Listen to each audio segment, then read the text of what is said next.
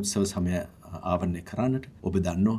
பண்டிகை காலத்தை முன்னிட்டு நாட்டின் அனைத்து போலீஸ் நிலையங்களையும் உள்ளடக்கியதாக ஒரு விசேட பாதுகாப்பு திட்டம் நடைமுறைப்படுத்தப்பட்டுள்ளது.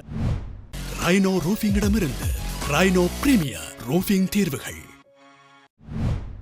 நாட்டில் உள்ள 608 போலீஸ் நிலையங்கள் மற்றும் 48 பிரதேச செயலாளர் பிரிவுகளிலும் உங்களது பாதுகாப்புக்காக விசேடமான பாதுகாப்பான வேலை திட்டம் ஒன்று முன்னெடுக்கப்பட்டுள்ளது.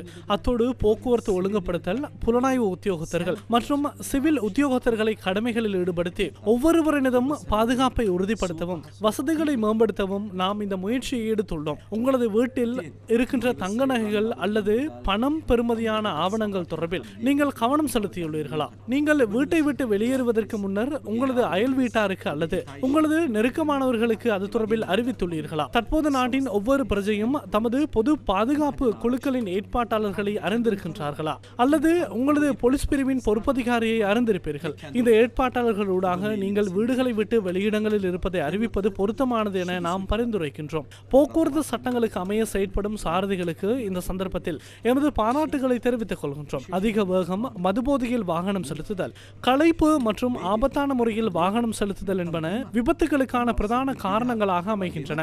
ஆகவே இவ்வாறான அனைத்து போக்குவரத்து விதிமீறல்களுக்கும் எதிராக சட்டத்தை நடைமுறைப்படுத்துவதற்காக நாடு முழுவதும் இந்த பண்டிகை காலத்தில் 10,000 போலீஸ் உத்தியோகத்தர்கள் பணியில் ஈடுபடுத்தப்பட்டுள்ளனர்.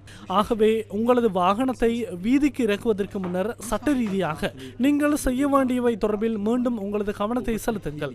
ஏனையோரின் சிவில் உரிமைகளை நீங்கள் மதிக்க வேண்டும் என்பதை நாம் நினைவுபடுத்துகின்றோம். உங்களுக்கு பொறுமை இருக்க வேண்டும்.